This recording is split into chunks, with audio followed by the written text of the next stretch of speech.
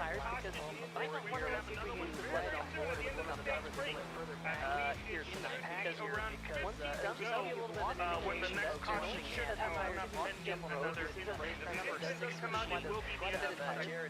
And so now every one of these drivers has gone off their road and they have It's going to be a blast, and my gosh, can we not wait for that one.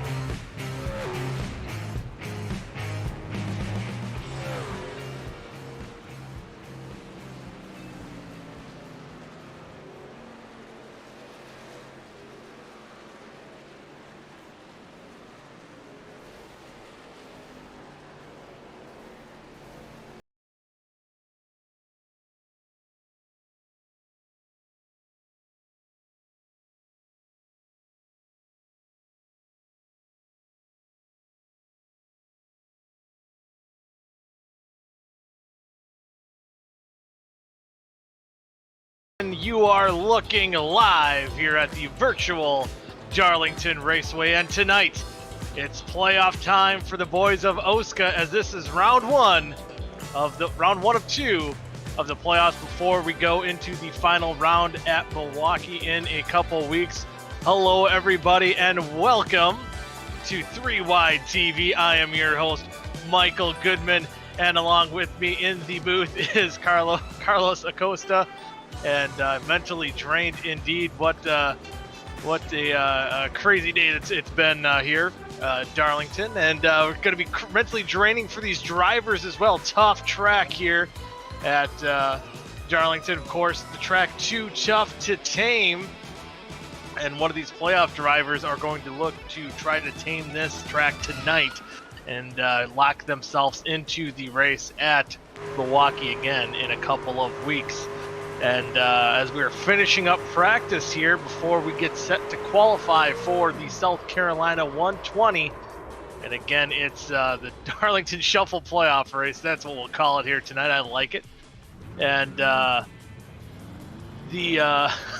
playoff drivers will be highlighted in green on your ticker, as you see up above. There's a couple guys there currently. Kevin White Jr., David Westergreen, Robert Hill Jr., another one as well. Johnny Eckert, seen him dominate last week at Watkins Glen. Going to be looking to carry that momentum here at Darlington, and hopefully he can do so. Again, a guy who kind of turned it on a little bit late in the going. So about 27 seconds left in practice. Ooh, Blake Barney takes it around. But as we get ready for the playoffs, 8 drivers going to be competing for 4 spots. And your lineup for the playoffs are, as of right now, the point standings. Johnny Eckert is your points leader. Again, talking about that dominating day at Pocono last week. Second place in points, Riley Marabello, a guy who's been pretty consistent all season long.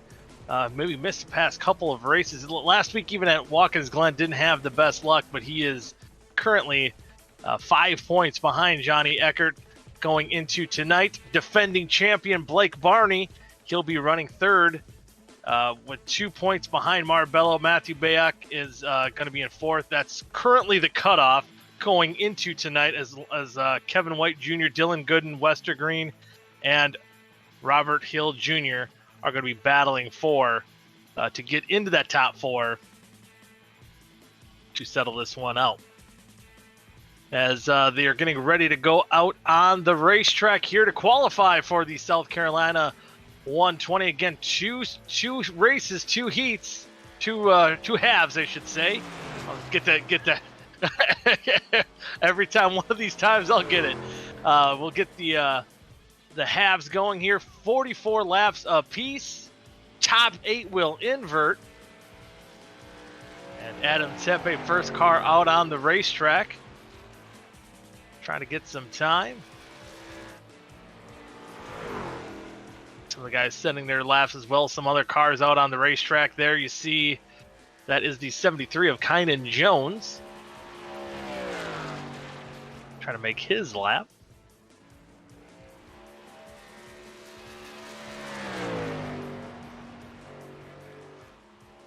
Matthew Bayak.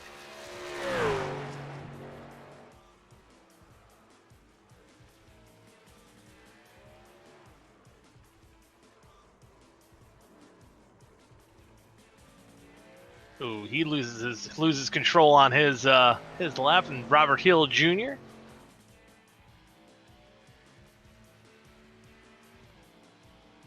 It didn't make the race last week, barely snuck into the playoffs, but trying to advance into the final round, into the championship 4. Shane DiMantova making another return here to the racetrack. Tate Lytle, I believe he was a late entry here today. I didn't see him in practice. He's out on the racetrack right now.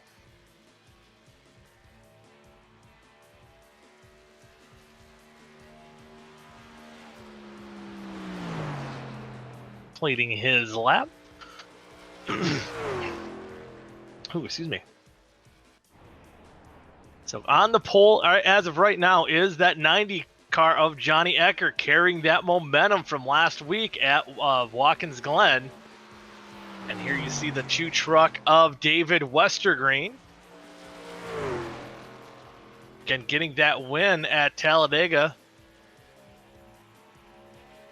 His first league win, trying to get that first championship. He was one of our championship hopefuls last season. Hopefully looking to repeat here in season number 2, trying to get into the final championship 4. But as of right now, you see on the board, top 3 qualifiers are held by playoff drivers, and Kevin White Jr. goes to the top of the board. No, now Dylan Gooden, top 4, top 5. All now by playoff drivers.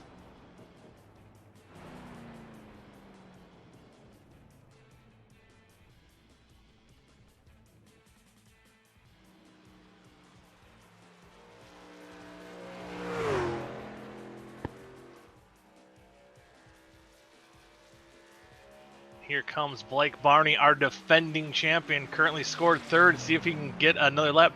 Top of the leaderboard for Blake Barney.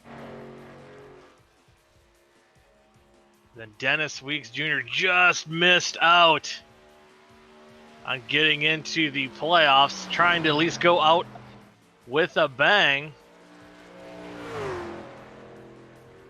See where he can end up on the leaderboard.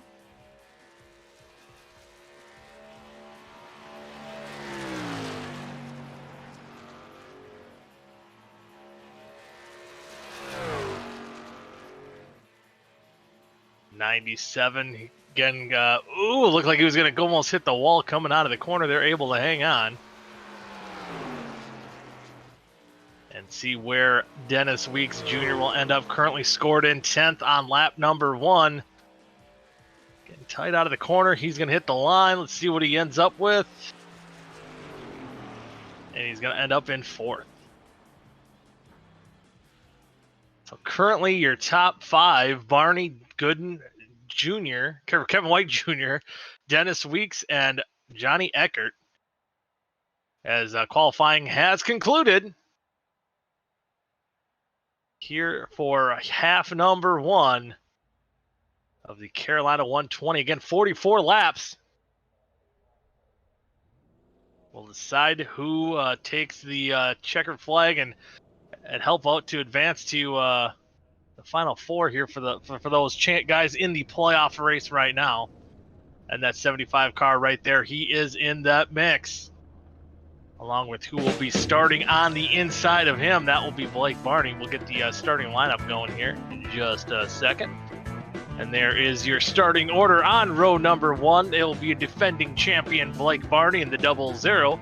And alongside him, Dylan Gooden in the 75 truck. He looks to be becoming a champion in a couple weeks as well, as long as the 2 guys in row number 2, Kevin White Jr. in the 38 and Dennis Weeks Jr. in the 97.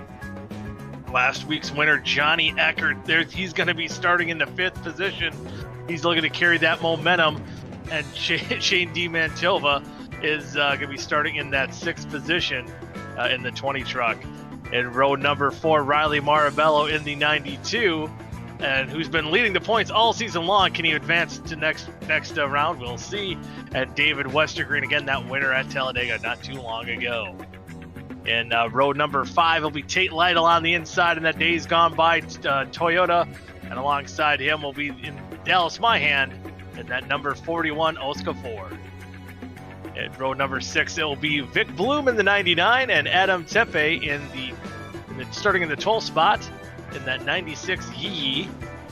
Not even sure what that is. Ford. Going down the order here, next up, starting 13th will be the 29 of Matthew Bayak, and in 14th is the 05 of Robert Hill Jr.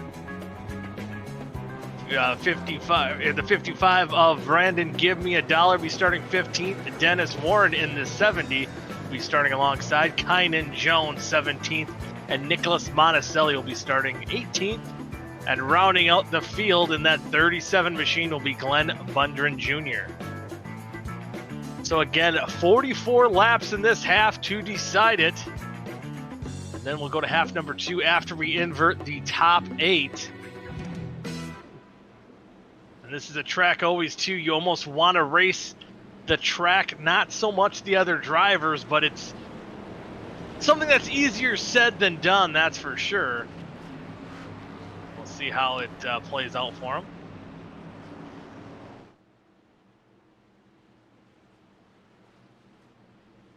Side by side could be a difficult thing once you go into these corners here at Darlington.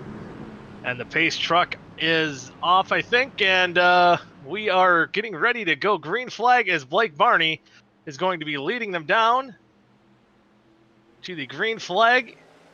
And here we go. We're getting ready to go racing as Blake Barney gets a good start in that 00 good. Oh, and Shane DiMantova is going to go around.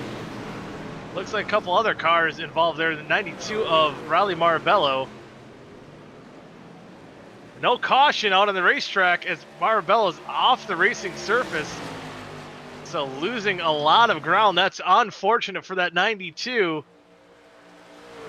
who's been dominating most of the season. So we can take a look at the replay here up top on your screen. And it looks like it's going to be hard for me to tell. Oh, DiMantova, I think, gets in the wall. And then just gets into the 92. And around goes the 92 of Riley Marabello. I believe doesn't hit anybody else, but comes very close to making contact.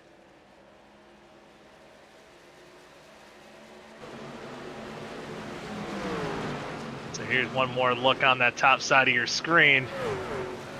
See what happened, but as of right now on the racetrack, Blake Barney pulling away from the 38 of Kevin White Jr., about a 0.2 of a second lead as they go down into turn number 3.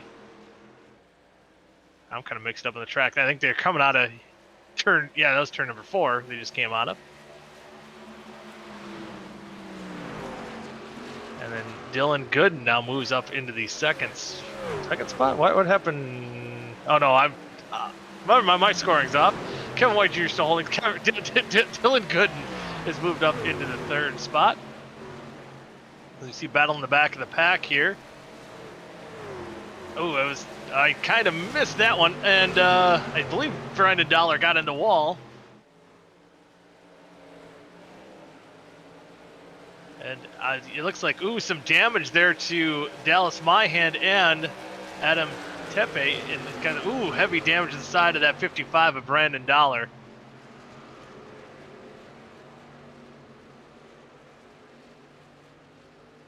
In that 55 machine.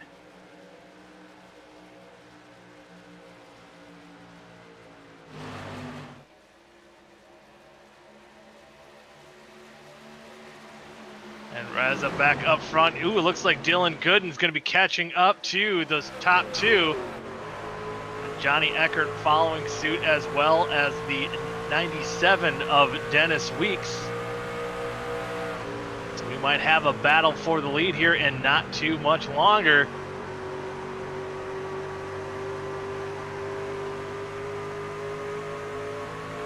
Right now, actually, the 00 pulling away just a little bit on the top.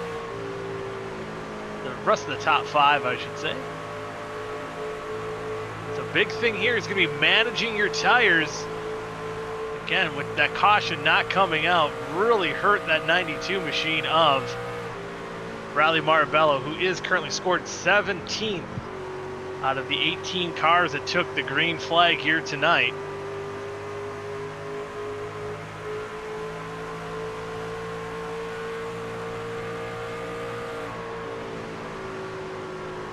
And looking out front in the onboard camera. Looks like I can't really tell what happened there, but looks like Tepe got in the wall. Maybe. Kind of hard to tell from here, but we keep going green flag racing. And Kevin White Jr.'s off the pace after getting into the wall. And he's going to drop back a couple spots. He's going to fall back into the 5th position. Leader of Blake Barney, as he gets off the racetrack. And Kevin White Jr. almost gets into the back of him. And they are able to keep going.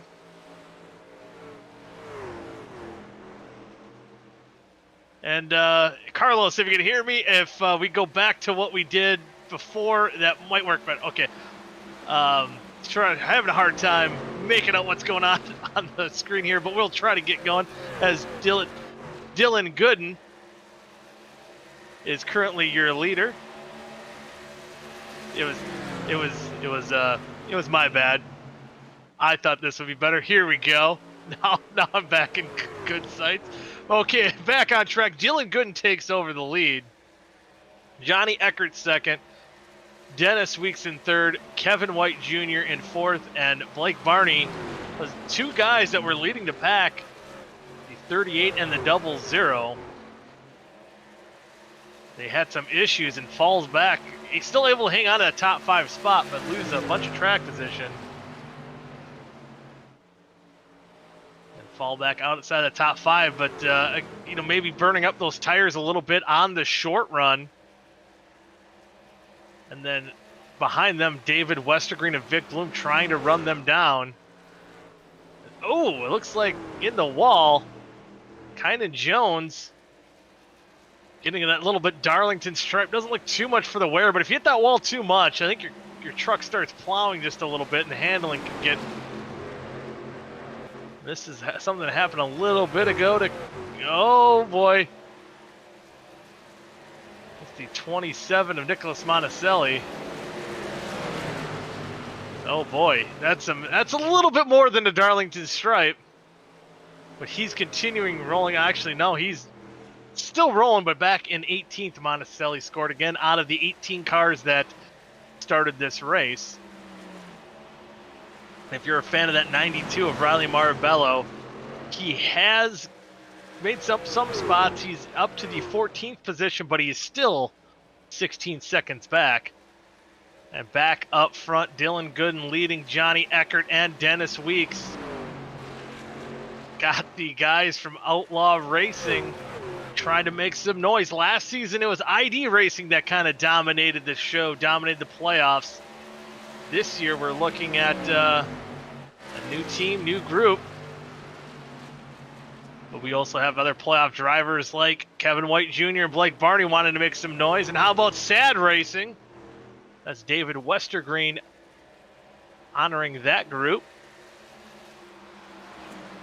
as he is putting the heat on Blake Barney.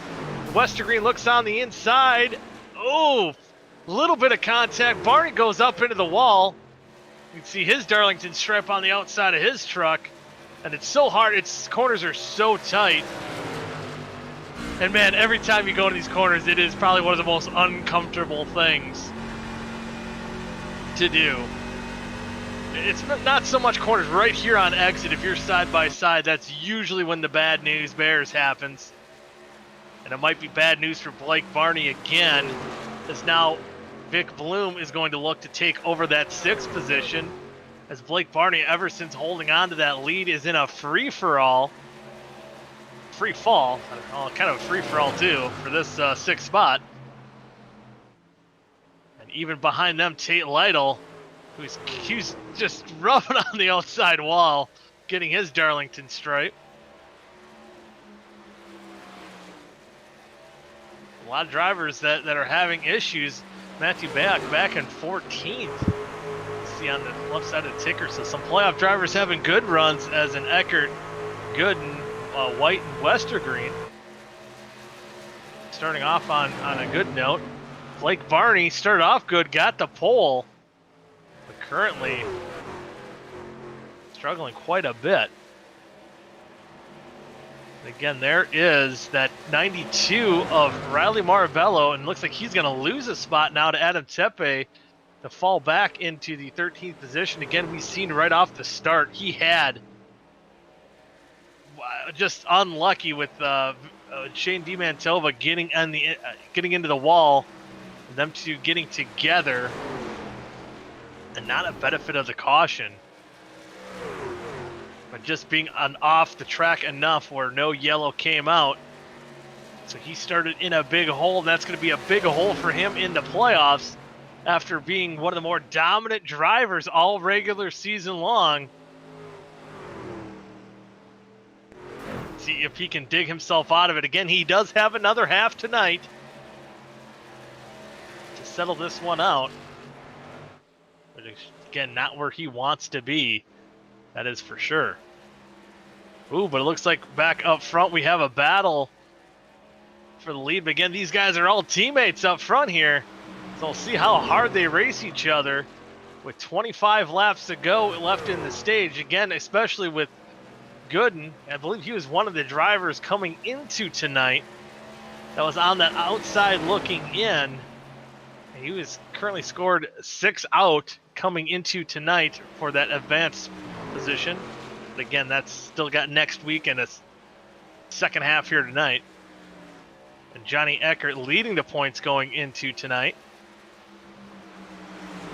Again, after that dominating performance last week at Watkins Glen where he swept both halves, gave him the most wins of the season and the most bonus points to give him that points lead for the playoffs.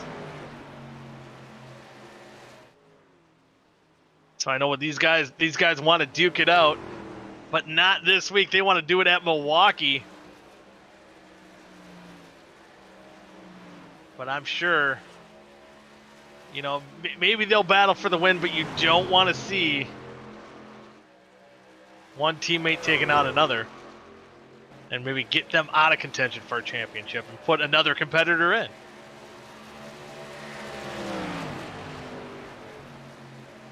These guys are checking out on the field as Dennis Weeks is about 2.5 seconds or so ahead of Kevin White Jr. And I believe the separation from first to third is only a half a second. With Dennis Weeks trailing a little bit, you see about a car length or two between that 90 of Johnny Eckert and Dennis Weeks. He's almost kind of flanking his teammates.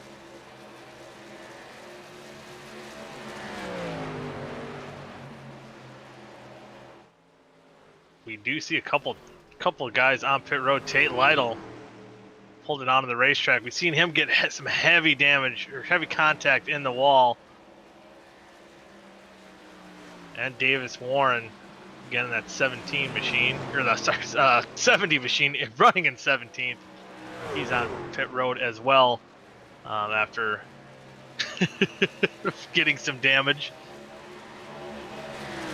So guys who are kind of working their way up. But Riley Marbella worked his way up into that top 10, kind of benefiting from maybe the issues of some others. Maybe green flag pit stops. Is that what we're seeing? Maybe is that what we're seeing? No. What happened to? Oh, Johnny just fell off. Oh, we see Robert Hill Jr. We see some guys on pit road. Monticelli. Oh, Eckert. Oh, lead change. That's why I was confused, because Dennis Weeks just all of a sudden turned on the switch like he's on new tires. Goes from third to the lead in a short amount of time. I thought Eckert went down pit road. Confused me there for a second, but no, it was Dennis Weeks that just turned on the wick, and now he takes over in the lead. Again, he's looking for that first win of the season. Just fell short of getting into the playoffs. Trying to get that win here tonight. Now they got to spread the field up a little bit as Kevin White Jr. is actually closing the gap quite a bit here the past couple laps. So now for the first time tonight, a guy who's not in the playoffs takes over the lead spot. Dylan Gooden, your top driver in second place. He's your top playoff driver. Ooh, Kevin White Jr. almost gets into the 97 of Dennis Weeks. And he's on fresh tires after coming down pit road. Interesting strategy. I don't know if a lot of guys are just a little worried about hitting the wall, maybe burnt up their stuff just a little bit, because I would believe they would be able to make it without pitting. We've seen some of the struggles, some of the Darlington stripes that we got out there earlier that some of these drivers had. Ooh, Dennis Weeks still looks like he got a little squirrely coming out of the corner. That allowed Dylan Gooden to close in just a little bit.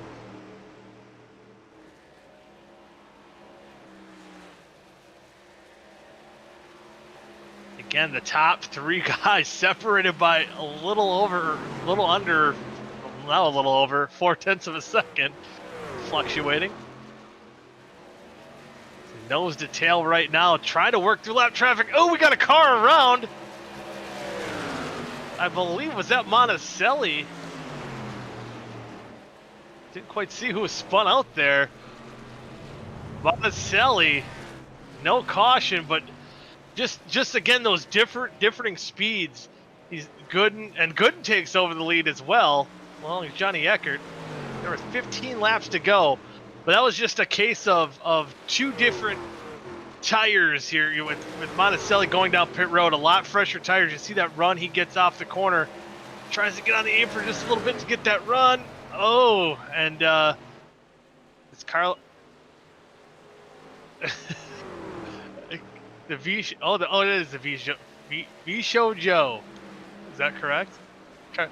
Project Melody. Car has, yes, the car that is the sponsor on Monticelli's car for all you anime fans. What was that? I'm not even gonna read that. Carlos is he's trying to give me some culture on some anime, which is not working for me. But back up front is Dylan Gooden, Johnny Eckert, and Dennis Weeks. So they kind of flipping the orders here amongst teammates with 13 laps to go. But all this being said, with these guys, these outlaw guys checking out, that fourth place guy, Kevin White Jr., he's been slowly creeping back in. And with 13 laps to go, he might catch these top four, and he might be a spoiler of this party before the race is done. So getting all three of those cars for Outlaw Racing in the lead, the only guy, Robert Hill Jr., I believe that's the other Outlaw, if I've got this team correctly. Been fooled by these guys before, mainly Daytona or Pride Race earlier this season, painting it like Sad Racing. But it looks like once they kind of get sorted out, that lead's kind of plateaued over Kevin White Jr. And the lap times are pretty similar amongst the top three and that fourth place car of Kevin White Jr., but still have coming to 10 to go this time by. I do believe we see the Westergreen made it down pit road, so it might be close, or maybe some people are seeing maybe the benefits of pitting. I would think they'd be able to make it on fuel. And but although at the same time, for how hard it is to get on pit road here at Darlington, I don't think you want to make a green flag pit stop just because. It's one of the easiest pit roads to miss. All of racing. I believe it was a couple of years ago, Denny Hamlin missed it twice, and Tate Lytle gets in the wall again, almost losing it. He's currently running back in the 10th position, but man, almost could have been a caution, but we stay green. So far, this race has stayed green the whole time, and now Riley Marabella's got to surrender that 9th spot to hit pit road after that rally to get up into the top 10 after that lap 1 spin. Again, no caution. Now you see Dennis Weeks kind of falling off from his two teammates there after leading a couple laps. And Tate Lytle, after almost spinning out after hitting the wall, he's looking to unlap himself. One of his lap back. Where is he? Yeah, that's his lap. Unlap himself. That'll be his get back on the lead lap. You see David Westergreen there in 13th and Robert Hill Jr. in 14th. That was a battle for position. Those guys, again, came down pit road as well. So Tate Lytle will unlap himself. Man, you see how beat up his truck is. But with those fresh tires, Darrell Waltrip say those 4 Mr. Feelgoods, they'll even make a truck that looks like that. Feel pretty darn good. Because right now they get out in front of our current leaders, Dylan Gooden and Johnny Eckert. But we've seen a lot of, last week we've seen a lot of different pit strategies going into Watkins Glen. And Johnny Eckert was able to figure out a lot of them, or figure out the best way to do it in both of them, and get those wins. Even though he was the fastest truck on the racetrack, he also, I think, figured out the best pit strategy as well.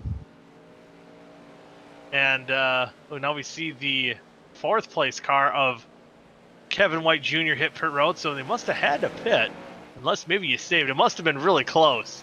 These guys are waiting about 6 laps to go. So almost the similar instance to last week. One of the last cars to pit is going to be one of those Outlaw Racing boys. So there's 3 Outlaw Racing trucks, 1 through 3, but then we also see the OSCA. Look here, they're turning off the engine, so they're going to try to make it. You got to wonder, guys like Dallas Myhan and Vic Bloom, a couple other guys who haven't pitted yet, if they tried the same thing since the start, and maybe that's why they're far back as they are. But yeah, they're turning off the engine, saving the fuel, going down the start-finish line, giving up a lot of time, but saving a lot of fuel as well.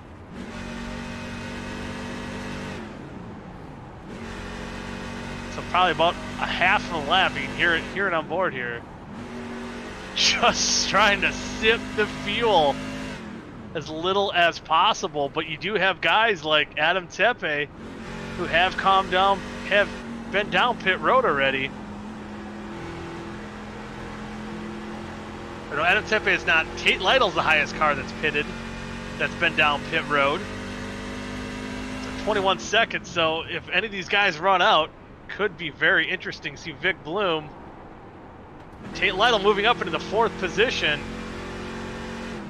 Man, this is going to be, I think, a crazy race if these guys can make it.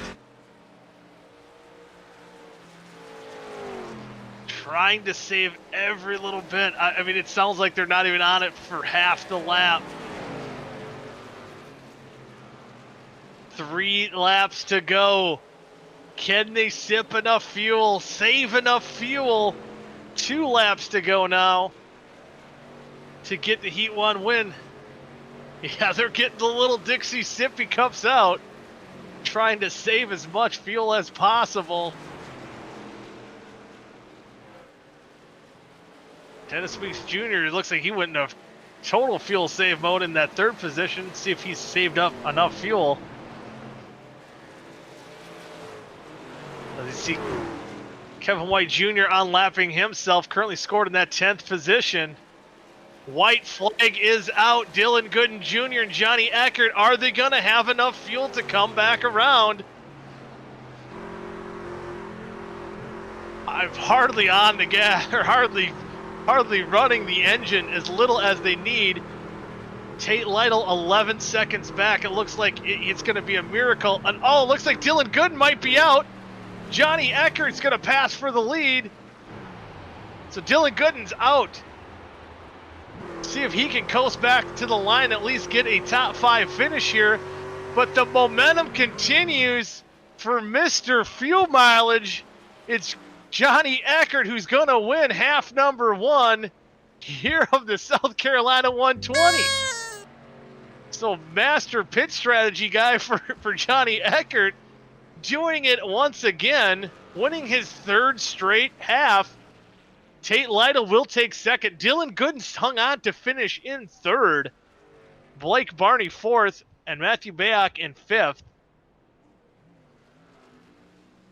Wow. So I think now, see Johnny Eckert's car kind of bucking there. I think he just finally ran out of fuel, so was able to save just enough to get his 3rd straight half victory. What a win for that 90 machine, and telling you, he's carrying that momentum, that swagger, having the speed, having the fuel mileage strategy as well. As now the lights went out in Darlington. There you see the the final results of the Darlington Shuffle playoff race. And man, Shuffle indeed, is according to the guys who pitted, the guys who stayed out, Dylan Gooden able to hang on. Tate Lytle, the way he was slapping the wall, who thought he was going to come back and finish second. Blake Barney in fourth, our pole sitter after going into last half. Bayuk Westergreen, guy in the playoffs, getting a good solid run there as well. Kevin White Jr. in seventh. And then Davis Warren's going to be starting this race on the front row, on point, alongside Kevin White Jr. So now the stage has kind of been set as far as this fuel mileage is concerned. Although I believe if we have at least one caution this time, obviously that will go out the window. But I think it's kind of laid out that you can save. It is possible. And you got to almost do it perfectly. And you've seen, I mean, for how long Johnny Eckert had his car running there at the end, it was maybe 50% of that lap. It was tight on being even that long. So the boys are going to go out there right now, finishing up their warm-up session for half number 2, see what the big difference is from night to day, or day to night. Should get that right. I didn't even try to rhyme there either. As far as how differently the truck should handle, they should get tighter per se, but as I've said before, I've been wrong many a times on how these trucks will handle for these day to night transitions, one half to the other. And again, with the field flipping, it'll be interesting to see if the strategy was to get a big enough lead to be able to save, or just kind of knowing everyone was going to be pitting before you did for those guys for Outlaw Racing. But man, oh man, I mean, again, it goes back to what I was saying at Watkins Glen. No matter what Johnny Eckert did there, as far as his fuel mileage was concerned, his pit strategy, it worked out tremendously for him, and that carried over into half number 1 tonight at Darlington. And again, didn't have the confidence. I think the more modest he is, I think the better he does. I don't know what it is, but he's turning it on at the right time. And coming into tonight as the points leader, he'll look to extend that. But we do have another half to go. More to be settled, as now the field will be gridding up for half number 2. Again, it'll be Davis Warren, Kevin White Jr. on the front row. Row 2 will be David Westergreen and Matthew Bayok in row number 2. Row number 3 will be Blake Barney and Dylan Gooden. And row number 4 will be Tate Lytle and Johnny Eckert. I think they're currently no shows right now. Or not right yet. And then in row number 5, Dennis Weeks will be starting right alongside that 99 of Vic Bloom Jr. And row number 6 will be Adam Tepe and Riley Marabello. We'll see if he can overcome that early issues and get a good run in half number 2. In row number 7 will be Dallas Myhand and Robert Hill Jr., another playoff driver trying to turn things around. In row number 8 will be Brandon Give Me a Dollar. He needs some luck after getting that Darlington stripe, getting back in the pack. Kynan Jones in that 73 will be starting alongside in 16th. Shane D. Mantelville was starting 17th on the inside of row number 9, or maybe didn't quite make it. But rounding out the field will be that 27 machine. Carlos tried to be cultured on his sponsors. It's Nicholas Monticelli in the 27. So 44 more laps now in the nighttime. It's the right time to settle this one out in round 1 of 2 of the playoffs. Before we go into the final round at Milwaukee, next week we will be going to Michigan for the Motor City 120. We got to still settle it out. We still have a date with the Lady in Black. What's scarier than the Lady in Black? In the pitch black night. Let's see how these boys can handle it.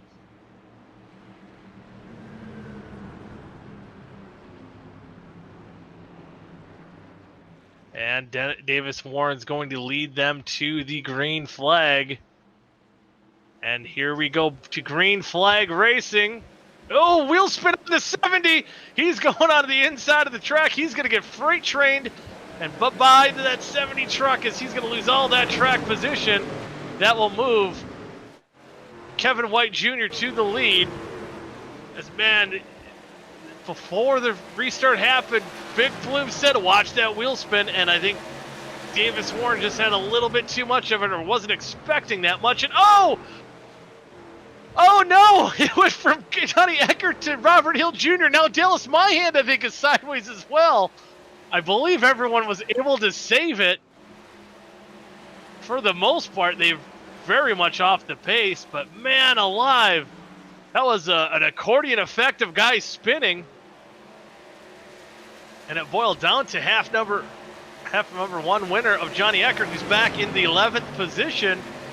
So again, things can change so quickly in these halves. Here we look, some contact there with Riley Marabello, gets into Robert Hill Jr., who gets into Dallas Myhand, gets into him. So, bing, bang, boom. Back up front, Kevin White Jr.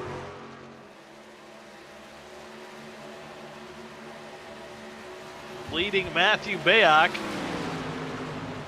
There you see Blake Barney back in that 8th position. Dylan Gooden finished 3rd in that last half. He's back in the 7th spot. See if he can work himself back forward.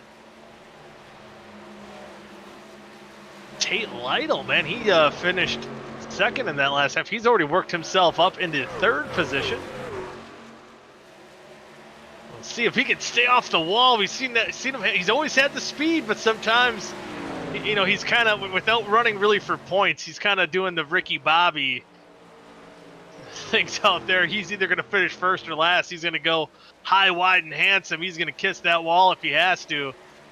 And he's laying out all on the line as now he's moved up to that 2nd spot, trying to catch the 38 of Kevin White Jr. See David Westergren staying within earshot as well.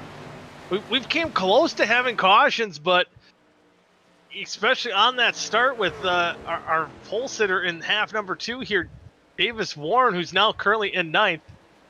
Ooh, looked like Tate almost got in the wall again, but he's right on that back bumper, closing in on that back bumper of the 38 of Kevin White Jr. But Bayak and David Westergren not too far behind if these guys get fighting too long or if they can't settle it out. They'll be there to take advantage of their misfortunes. And now our playoff drivers kind of scattered a little bit through the top 10 or 11.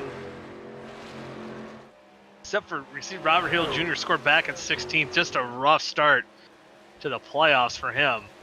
And Riley Marabello, another guy who hopefully he can turn it around a little bit here in half number 2. Work himself into the top 10 for how strong he's ran all season long. You'd like for him to see him get some better runs. You see he's already has that Darlington stripe on the right side of his machine. To come to lap number 8 of 44. Maybe not hitting one of his tracks. I know this, again, it's so tricky. This track at Darlington. Or you could be having such a great time, such a great run, and then one little thing could mess it up. One little slap to the wall can end your night, or turn you around and make it go badly. Been there from experience, I know. As you see right there, the battle for the 3rd spot heating up as Bayak's got a mirror full of Westergren, who's got a mirror full of Bloom, he's got a mirror full of Dennis Weeks. Almost tongue-tied myself there. and see if David Westergreen could make a run on that 29. Going into the corner. No, not quite there yet. In the position that Westergreen's in, he can almost make him burn up his tires, make him run a little bit harder. And it's such a mental mind game you could do here at Darlington is to get on that guy's bumper. And again, as I said at the top of the broadcast, you want to drive the track, not the drivers. And that's one way they can put that little bit of heat on you, maybe make you overdrive what you normally do in the corners. Sometimes it's better to go by, let them go by, especially. Gotta be scratching my chin here a little bit. Looking where Johnny Eckert is running. And maybe even Dylan Gooden, if they're trying to do the same strategy of saving their fuel this early in the race. So they've mastered the driving the track, half number one. Although speaking of, looks like that 75 of Dylan Gooden's gonna be trying to drive 70 of Davis Warren. Oh, 3 wide. Oh boy, close. As they're able to stay off each other, you will keep going and move Dylan Gooden back in the 8th spot. Blake Barney's trying to move up through the top 10, move him up in the 8th spot. And we see again, those Outlaw Racing trucks kind of moving on back. Trying to save that fuel. You know, Dylan Gooden wasn't quite able to make it on fuel in half number one. Still was able to limp home in that 3rd position. Maybe looking to put himself in a better spot this time by saving a little bit earlier, as we do have a change for the lead of Tate Lytle and Kevin White Jr. Tate Lytle moves up into the top spot. And he's able to pull away by quite a bit. Maybe a little bit of contact between the two. I'm hearing that might have been what happened as he made a pass for the lead. It's Kevin White Jr. is fallen back to almost 2 seconds back, so he's fallen back by quite a bit. But again, if you're Kevin White Jr., maybe you're doing the same thing now that you lost the lead, and maybe I'll start saving fuel. See, well, Dennis Weeks looks like he was going down on the bottom of the apron. He might be pitting, going down pit road. So maybe a strategy of short pitting for him. So you've seen how it worked for Tate Lytle. I believe he was one of the first cars that went on, or trucks that went on the pit road last time. We'll see what he does if he's going to take tires. I think you'd have to take tires to really get that advantage to pit. At least maybe 2. If you're kind of going crazily on the sequence here. It looks like, yep, he's going to jack that car up, at least take the right side tires. I think for the tire fall off, 4 tires is the way to go, and I believe he's going to take, did he take 4? Yeah, he should. He did take 4, okay. So yeah, the 97 did take 4 tires, and he's back out on racetrack, but our leader, Tate Lytle, pulling away about a 2.5 second lead, but again, this might not be, they might not even be driving the track per se, they're driving the fuel tanks, as we've seen in half number 1. There's some guys doing different strategies, short pitting strategies by Vic Bloom, Dennis Weeks, I believe even Kynan Jones coming down pit road as well in the 73.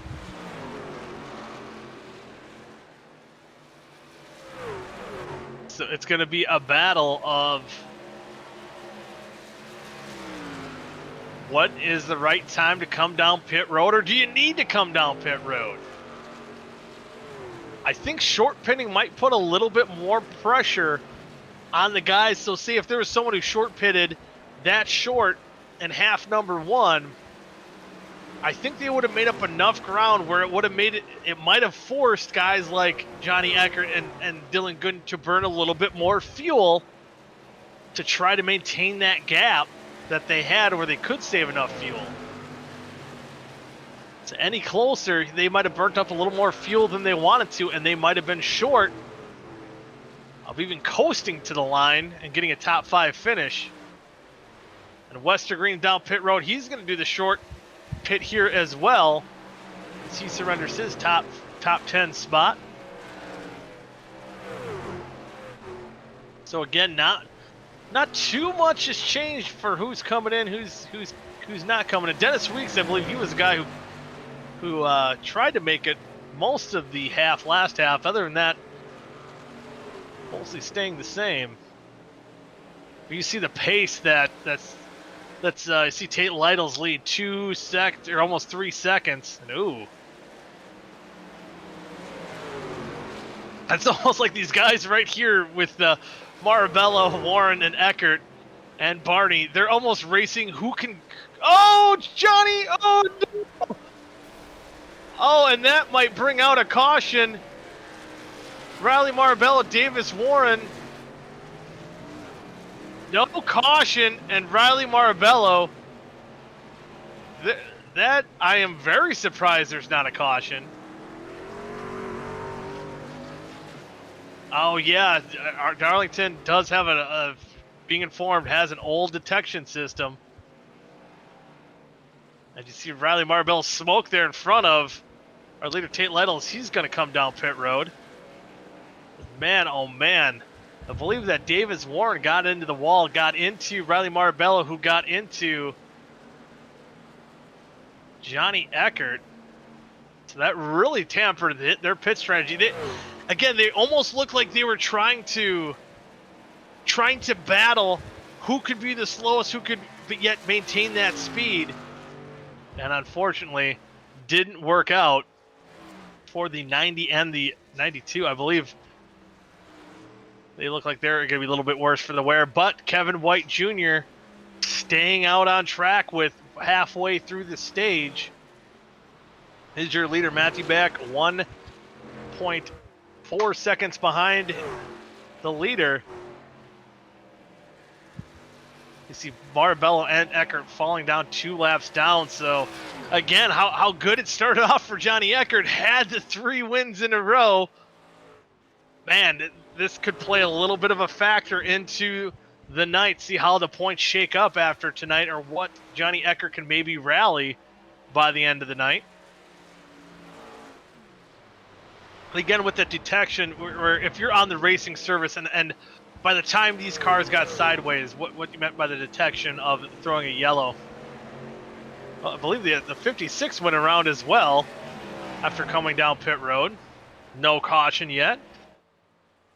So up on the racing groove, you see where the white dash lines are. Look at the replay, see what happened to Tate Lytle. Might have been getting too low, almost what we saw to Monticelli in half number 1. See, like right where Tate is, right below those lines, it won't throw a yellow, detect a yellow. See, by the time he got back up on the racing surface, his car was straight, and that's kind of the issue we're having with if they're going to throw yellows or not. Now, look, battle up front. These guys trying to save fuel, maybe not, as Bayok's trying to battle for that lead. It's a move. Well, nope. It looks like White hangs on to that top spot. Well, they are clutching here again. So our leader is clutching. So he's planning on trying to make it. Gets a little loose out of the corner there. And again, it looks like a battle between these two to try to see who could go the slowest. It's almost like once Bayok caught him, he's like, well, wait, I got to slow down a little bit. And you see those guys behind him. We just saw Adam Tepe and Dylan Gooden 8 and 14 seconds back. And, oh, they're almost making contact. Oh, get in the wall. Oh, Kevin White Jr. up into the wall. Oh, man. And I hear an apology from the 29 to the 38. And I think what we saw is I think they maybe made contact. Or maybe they didn't. I don't know if they made contact but going into the wall or not. There was an apology there.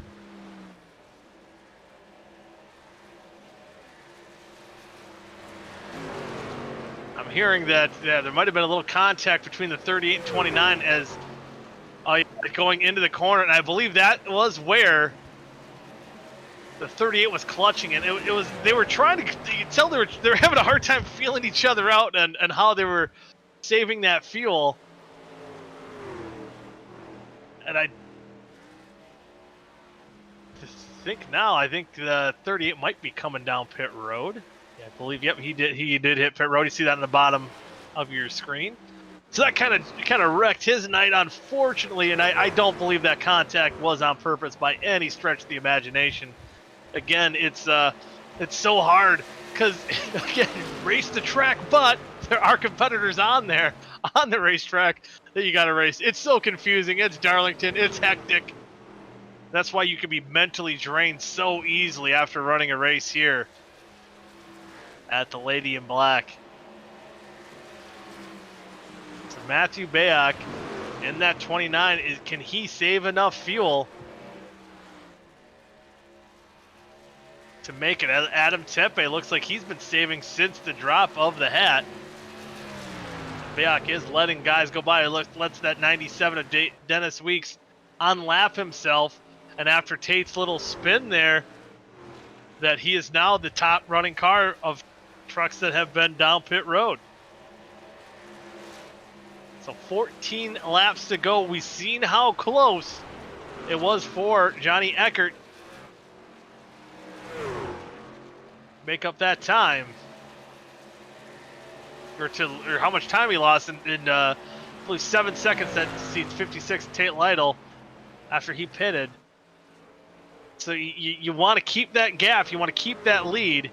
You got to wonder, even guys like Adam Tepe, who might have been saving for a longer period of time, is he going to keep Dennis Weeks Jr. at bay if he does try to stretch it?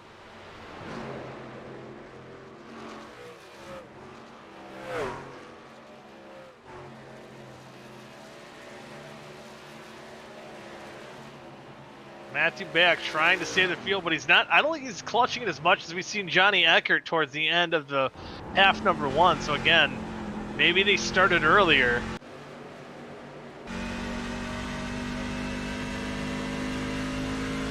We didn't really find out the strategy until around this time last half. We've seen how much Johnny Eckert was on and off the gas, and it looked like he was going to try to do it again this half. And oh, you see Kevin White Jr. falling 2 laps down as well. So guys who had such good halves, makes guys like David Westergreen, who's ran up in the top 10 both halves, that's going to be good for him going into next week. To Matthew Bayak, who again finished 5th last round too. Capitalize off of the swing of Johnny Eckert. So as quickly as that momentum was for his 3 straight wins, it could just go away. There you see Kevin White Jr. with that damage to the rear end of his truck. Oh, and we see Tate Lytle getting back by Dennis Weeks. So if any of these top 2 trucks don't make it, that could basically be the battle for the lead. Tate Lytle's in position after getting a little crossed up early and almost causing a yellow. He's going to be running qualifying laps these last 10 laps to see if he can catch the top 2.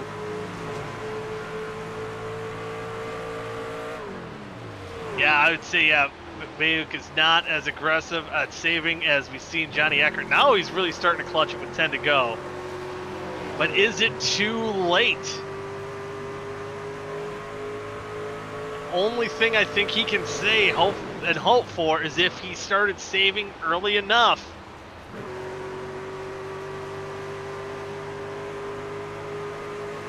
What will the Lady in the Black decide for Matthew Bayak and Adam Tepe? Will he be gracious? Will she be gracious enough to let him save enough fuel like Johnny Eckert did last time to get that stage win? Or will they get snake bitten, kind of like Johnny Eckert and Kevin White Jr. have this half? 8 laps to go. Now we're starting to see a little bit more clutching of the race car of that 20 or 29 truck, but I don't know. Still not as much as that 90 did last time in half number one. You look at guys like Westergreen who are making their storm up through the field, but trying to stay out of lap traffic as kind of Jones and Johnny Eckert, they're battling for position right around that two truck. They almost want to let them battle it out as you're comfortably in that 5th position, but yet, I know he wants to chase down and catch Dennis Weeks for that 4th spot. There you see that 96 truck of Adam Tepe, only 8 seconds in front of Tate Lytle. Maybe a little over 8 seconds. Oh, almost. Brennan Dollar almost going around there. Because again, it's hard to gauge that speed as Tepe trying to save enough fuel, but these guys behind him running after they've pitted. Let's go on Vic Bloom there, not passing the 96. Maybe helping him out, save fuel. Oh, making contact. I think maybe trying to help him out with not saving as much fuel, but now I think the 99 of Vic Bloom is going to go by. Realize that might not be the best plan, and maybe now that people are watching, it's not the best idea. Plus, you do now have Tate Lytle 3 seconds back of that 96 truck. Closing in quite fast. 5 laps to go. Can we see Tate Lytle just falling short again? Looks like he might be able to get that 2nd position as he did last time. See him closing in on the screen. 4 laps to go. Can we see another driver pull it out of their hat and save enough fuel here at Darlington? Adam Tepe, I believe. He goes in the apron. I thought maybe he was coming down pit road. He just concedes the position, realized he has nothing for Tate Lytle. Trying to save as every gallon of gas he can. And now the question is, can Matthew Bayok finish this race, get his win, help pave his way to get to Milwaukee to be one of those championship 4.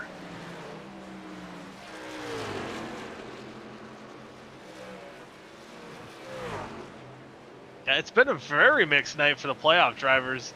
Again, guys like Bayok and Westergreen having pretty solid nights. Barney kind of salvaging a halfway decent night as well. You look at Johnny Eckert after winning, has moved up into that 12th position.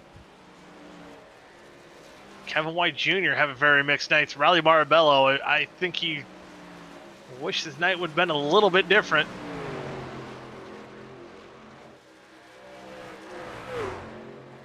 Look at this. David Westergreen's going to move up into that 3rd position. Oh, boy. Right in front of the white flag. Does Matthew Bayok have enough fuel to come around? Can he be 2nd guy here tonight, along with Johnny Eckert, to save enough fuel?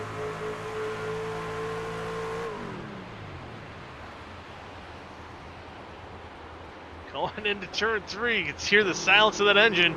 All he has to do, he has a big enough lead. I think he's going to be able to coast around. He sees the checkered flag. He's got enough power to cross the line. He's going to win. Half number 2, Matthew Bayuk, winner. Half number 2 of the Carolina 120 here at Darlington. Tate Lytle's going to come home in 2nd. And how about this? David Westergreen going to cross the line in 3rd. Again, those guys who kind of short pitted a little bit, I think paid off. Dennis Weeks Jr. comes home in 4th. Blake Barney rounds out the top 5. Adam Tepe. Yeah, both race halves caution free. We've flirted with cautions here tonight, but none needed here at Darlington. And now Dallas Mahan's gonna push that 29 into victory lane. I don't think he's gonna have enough fuel to do a burnout. Let's see if he can at least get those tires smoking a little bit. Oh, there he goes. He's got a little bit left to burn it down. Matthew Bayuk again finishing first in half number 2, fifth in half number 1. So a good, solid points night for that 29 truck. And we do have interview guys waiting to be interviewed while we have half number 2 winner burning it down. We'll bring in the guy who finished second in both halves, and that's going to be Tate Lytle. So again, a good points day for the 56, but again, a guy who's not running for points, a little disheartening. And Tate, it looked like you had the strategy down, except for the 2 trucks tonight that were able to stay on track and save enough fuel to win. Tate, how disappointing is that? It don't matter. I mean, it was a fun race. I love racing Darlington. If I could have kept it out of the turn 4 wall a little bit more than I did, probably would have had a little bit of a better chance. But I was like 7 seconds behind the leaders in the first race, so I was like, I'm not running for points. Might as well try and short pit. And at that point, I didn't think they could make it, so I was like, hopefully they stay out until like lap 35, trying to just overcut each other, and I'll come out and have a 12-second lead. But yeah, I don't know. It was fun. P2. I mean, can't be too disappointed with that. But yeah, love Darlington. Trying to get better at these trucks, man. Sometimes I feel like I figure them out, and then the next week I'll go run a truck race somewhere, and I'm like, dude, this is terrible. So just trying to figure it out. They're a totally different animal in the fact that they just don't have the horsepower, so you can't. I don't know. And like the Xfinity car, you can really drive it off of the right rear, and in these trucks, it was a little easier tonight at Darlington with it was set up, but it's typically not as easy. Now, after seeing Johnny make it on fuel the first half, was there any like thoughts in your head to maybe try that same strategy, or was it more or less, you were kind of gonna stick with that short pit strategy, that same as you did in half number 1? Well, I thought about it, but the track cooled down so much. I was like, there's gonna be a little bit more grip. People are gonna be using a little bit more gas. It's gonna be harder for everyone to save that fuel. And apparently it was easier for everyone because Bayuk beat me by like 14 seconds, where Johnny only beat me by 6 or 7 that first race. Yeah, kind of crazy, but again, yeah, it's a good night of again getting good experience, and again showing that speed to finish second, based on my fuel mileage. But so you got to feel pretty good about that. But with that, any shoutouts you want to give? Yeah, Brent Wentz, Days Gone By, Vintage Racing Apparel. He's got a lot of cool stuff up on there. I just spent more on that website than I probably should have the other day, buying a couple vintage hats that I just couldn't let someone else own. So yeah, get on there. Follow him on Twitter. He's always posting his new stuff on Twitter. I've been there before. Yeah, it's pretty easy to do. But yeah, now I got a full night of packing, moving back to Oregon. Hopefully I'll have everything set up by Monday night for Elite and USCA, but we shall see, I suppose. Well, yeah, good luck with moving. Hate doing that. I'll be doing that myself, so I know how that goes. But again, good run, Tate, and hopefully we'll see you at least out here in the next couple weeks on OSCA as well. Sounds good. Have a good night. Yep, you too. Tate Lytle finishing second in both halves, and next up we'll bring in the guy who won half number 1, didn't quite have that luck in half number 2, Johnny. For a little while there, after getting your 3rd win in a row, it looked like luck was on your side, but the lady in black, she's always can be a fickle one, and kind of bit you in half number 2. Yeah, I don't think it was Lady in Black that bit me. It was the things that were on the Lady in Black that bit me. Multiple cars decided that they were gonna forget how to drive and then decide to do things that tried to take me out of the race. I mean, the final one I was very not happy about, but I mean, I was, for championship's sake, I'm glad I won the first race now, and I was lucky that I saved a little bit more than Dylan. But I'm pleased with that result because the second race had left a lot to be desired. A lot to be desired. Let me stress, a lot to be desired. So I mean, what was it? Looked like we were actually kind of watching you right when that incident happened. and it looked like almost a jockey for, who could almost be the slowest, trying to save that fuel to get to the end of the stage. Was that kind of what happened? Yeah, I mean, my whole plan in the first race was to just, like, as far as I was concerned, Dylan was doing a good job of holding on to being where he needed to be. In my mind, I just kind of was worried about the long run, and I was trying to save fuel, and I was watching my numbers more than I was actually driving the track. And being behind Dylan, I felt like I was saving a little bit more, maybe just a little bit of draft, whatever, a little bit more momentum down the straightaways, and coasting, clutching, whatever, turning it off in the middle of the straights just to get that little bit extra towards the end. So I mean, I knew it was gonna be close, and I was prepared for it early, and Dylan was aware of that early as well. And same with DJ. I mean, DJ was gonna be the guy that was gonna go off strategy and just go see if he could go get a win, since he's not in the playoffs anymore. So, or he's not in the playoffs, unfortunately. But he unfortunately got in the wall in front of us, and it could have been a hell of a lot worse. But I'm glad I'm glad I got the win after the way the second race went. I know Dylan had a rough second race, but still coming home with the top 10 after everything he went through too is pretty fortunate. So for me, I'm glad I saved just enough. Yeah, saved just enough, and again, puts yourself in good position to get to Milwaukee. But again, you had your doubts again coming into Darlington next week, going to Michigan. I believe that might have been the other track you might have been a little wary about. Maybe it was Michigan you were wary about. I can't remember. I was worried about both of them, to be honest. I mean, I don't remember what I said. I'll be honest with you. I don't remember. Given the result in the first race, now I definitely feel like I shouldn't have been wary about this place. But it worked out that way. I wasn't the fastest, and I felt I had good pace, but I was worried about long run, and it turning into a fuel mileage race just worked in my favor, because I feel like I'm a little bit more on top of it than a lot of other people.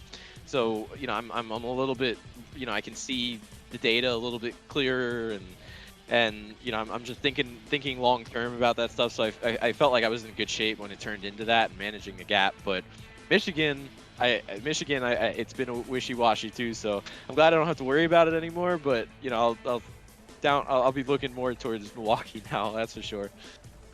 Yeah, you got to keep that momentum up. I mean, again, 3 straight wins for you. That's awesome too. But with that, 3 straight wins, so you got to go have something to celebrate tonight. Any shout-outs you want to give? Yeah, I mean, thank you guys for putting on the broadcast every week. It's always so much fun to watch back. But I want to thank you guys, thank everybody who puts on the show, the admins and everybody. Thank my teammates, Dylan, Robert Hill, who had a rough start to both halves, and that barely somehow, after getting involved in the nonsense on lap 1 in the second race, still managed to get a top 10 out of it. So it's a decent points day for him. DJ Weeks, who is the one coaching the 3 of us through what to do. So he his knowledge really came in handy tonight. But I want to thank them, my teammates, and yeah, I'm looking forward to what Michigan has to offer. I'm sure hopefully we'll be in contention. In contention for whatever, both races, one race. I don't know, but I'll be. I'm just glad to have a shot in Milwaukee, because I like Milwaukee. I have a history of good runs there, so I'll be hoping that I could maintain that and come home on the right end of it. So we'll see. Hopefully keep the run going next week. Yeah, we'll see if you can continue to keep the run going, and hopefully we can talk to you again next week at Michigan. And until then, have a good week. Thanks, you too. Have a good one, guys. You bet. It was Johnny Eckert, winner of half number 1. And next up, we'll bring the guy who had a good points day today, needed a good points day. He was coming into tonight on the outside looking in the top 4. But he came home 5th in half number 1, for the 3rd, half number 2, and that is David Westergreen. And David, putting on about as good of a points night as you can with the way a lot of these pit strategies worked out here tonight. So that had to feel pretty good. How confident are you now heading into Michigan next week to look to put yourself into the championship 4? I am zero confident Michigan's going to be like Talladega, but I am absolutely shocked that I had as good of a race as I did. 2 Clemson truck was fantastic. Just had the feel for the track there. I think I screwed up the pit strategy in race 1. I missed pit road the first time through, and I didn't go early enough. I stayed out too long. I lost too much track position. Otherwise, I would have finished 3rd because I was running right behind Tate the whole time. We were kind of working together there, and I thought for sure that they would run out because Adam ran the fuel strategy there, and we were running the one stop in the middle strategy. I tried to even short it up a little bit this time, and got back to 3rd. Got to talk to you guys. I'm excited about it. Darlington's a crazy hard track, and I ran good apparently, so we'll take it. So out there tonight, were you running more of the track versus your competitors? It's always one thing they say, and it had to be hard racing out there with half the guys kind of clutching it up early, trying to save that fuel, trying to race the track, trying to stay out of the way when people have pitted. It had to be kind of hectic out there.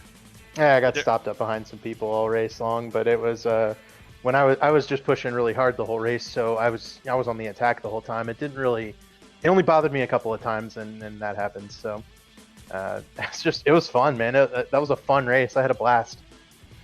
So blast indeed. Again, as you said, next week going into Michigan, where it's more of that Daytona Talladega-esque feeling, maybe with a little bit more handling into play. But you had 2 guys in Johnny Eckert and Bayuk that got the wins here tonight, that blocked themselves into that the championship 4 going into Milwaukee. Do you feel like you have to win next week to get into the Final 4, or do you feel like if you have another night like tonight, you'll be in contention for that championship in a couple weeks at Milwaukee? No, I think I'm one of the ones who doesn't have to win. I think it's me and Barney who are probably the 2 that are in good shape points-wise, and then Robert, Marabello, and Kevin are gonna have to win.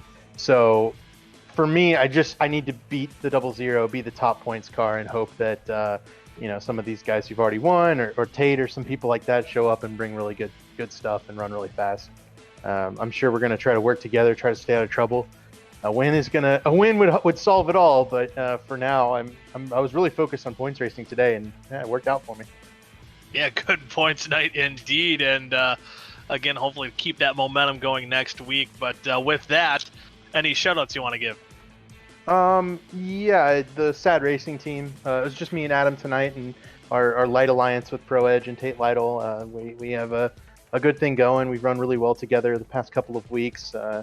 I'm hoping that we can get with you next week at Michigan. We're gonna have to stack all the cars. I know Johnny Thomas won the Elite Daytona 500 last night, so big congrats to him, and he's part of our team here at Sad Racing. So yeah, and then shout out to you guys in the booth. Thanks a lot, and thanks to Vic and Dallas for putting this thing on. And yeah, I'm ready for next week in Michigan. Well, best of luck to you next week, and we'll hope to see you right back here do another interview next week. I'm hoping for it, buddy. That's the goal. Second interview of the year. We got to keep getting them. Heck yeah. Make them more common. Yes, sir. Talk to you later, Goody. Yep, you bet. That was David Westergreen. Again, a good points night tonight. That should move him into a good spot to advance. And next up, we'll bring the man, the myth, the legend, the guy who saved fuel in the second half. That's going to be Matthew Bayuk. And Matthew, it didn't look like you were saving. We were trying to keep an eye on you in that second half, and it didn't look like you were clutching maybe enough as Eckert did in half number 1. Was it a strategy of just doing it right from the drop of the green flag? Right from the drop of the green flag. Right from the drop of the green flag, and what a race indeed. How hard was it to save fuel for those 44 laps? It was easy enough if you were alone, but I think I had David right on me for about 10-15 laps there, and he wasn't saving. I was doing all the saving, clutching about halfway down the back and through the middle of 3 and 4, and then pushing it in 1 and 2. I learned this because in the first race, I got involved in whatever on earth that was on the on the front stretch, and I was back to 14th because we were so killed. I figured at that point, might as well save and make something out of nothing, and kind of figured out where it felt good to save and I could maximize the pace while saving fuel. And we ended up 5th. So I figured, if I could do that again and have good track position, then I might win the race. And of course, we started up front and ended up second after there was more wheel spin. And I was saving fuel every single lap for the whole race. And we had enough to do burnouts at the end. Now, and unfortunately, I have to bring this up, but it looked like you made a little bit of that contact with Kevin White Jr., and it appeared that it was just maybe a case of you guys almost tripping over each other trying to save fuel. Was that kind of the case there? Yeah, we actually, I mean, Kevin's not happy. We've talked about it. I told him I'm going to give him a lot of extra room any chance. I don't know what, I mean, saying sorry can't do anything. It really, I mean, to make matters worse, he got speeding when coming down to fix the damage and put tires on it, and it really hurts his Final Four outlook. So I feel really bad about it, but we talked about it. It's weird. Once he stopped pushing around lap, I guess, 15, and Tate got by him with their little battle, he started saving. And I was doing all my saving in 3 and 4, and he was doing his saving in 1 and 2. And I guess for some reason I didn't recognize it. He was saying if I wanted to pass, I could go. My idea was to just dive under him in 1 and 2 and do it quickly. But I guess I didn't realize how he was saving, and he hit the clutch really early going into 1, and I totally sent him straight into the wall. I think we would have been better on fuel, and I think we were going to beat him anyways. But I would have much rather had him finish second or third than finish 16th or wherever he ended up, because that's definitely not how I like to do anything. Yeah, it looked like a lot of the incidents on track kind of had to relate to, because there was such differing speeds all night, and not even maybe with Kevin White, but how hard was that? You know, you had guys out on track who just came down pit road while you're trying to save fuel, and just the whole different strategies going into tonight. How hard was that to keep it on track, keep it, you know, on such a narrow track like Darlington? It was tricky. It was a lot of patience from the guys on pressure tires. If you ever had a camera on me, almost every lap for the last 15 laps, it was guys getting stuck behind me in the corners, and I would pull low and punt on the straights just so they could get by. Like, it was tricky. It was almost like backwards navigating traffic, because I had a lot of trucks blow by me on the straights just because they were on pressure tires, and I was doing everything I can to not get in the way, because, you know, an on-track incident, or I'm in Kevin's situation, is the end of my race too. So it was a weird kind of race. It wasn't as much about pace. It was a lot more about navigating traffic in various ways. It was definitely interesting. So now that with this win, you know, locking yourself up into the Final Four, what's your goal next week at Michigan? Do you try to build some momentum, or you're just kind of see what happens? I'll do the same thing that we do every race. Try to go get the best result we can. Try to win the races. Hasn't been perfect this season, but it's been pretty good. It's definitely a lot of the tension is off, because Michigan's a very stressful track with these things. It's a very draft track, lots of really high speeds and picking your runs and teasing your battles. It drives really close to a plate track. So it's almost like the cutoff races like Talladega in a sense, and it's not a situation I'd like to be in. So we're going to go for it. We're going to have some fun. I'm going to pay respects to everybody else and try not to race them too hard. I know a lot of other people are trying to get into the Final Four. But just going to go out and have fun. I've never turned a lap at Milwaukee, so I'll practice plenty there. Hopefully we'll be good for that. Yeah.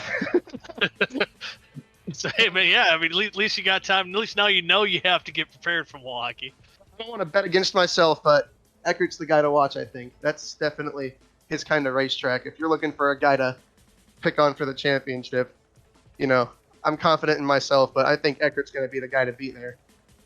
I think you're trying to throw a jinx on him, because he tries to be modest when he's up here in the booth, then he comes out here and gets a win the next week. Dude, so. I don't know.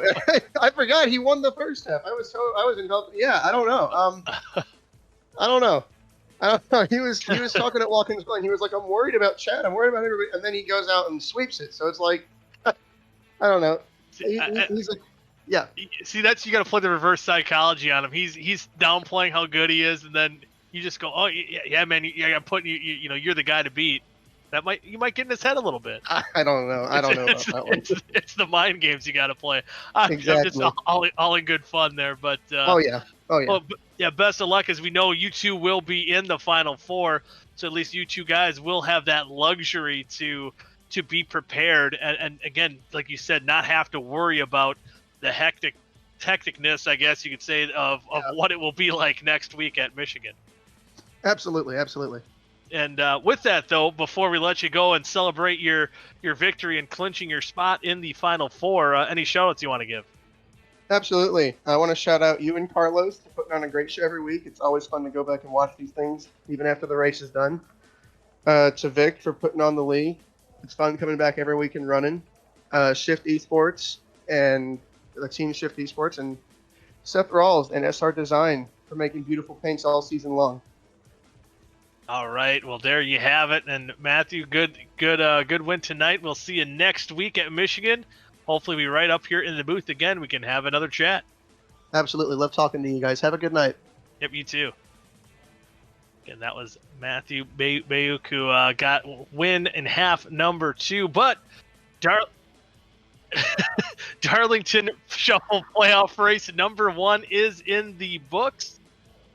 And tonight, what fuel mileage was the king here at the Lady in Black? But again, next week we'll go to Michigan for playoff race number 2. Until then, they'll be right here next week on 3 Wide TV. But until then, for Carlos Acosta, I'm Micah Goofman. Thank you all for tuning in. Good night now.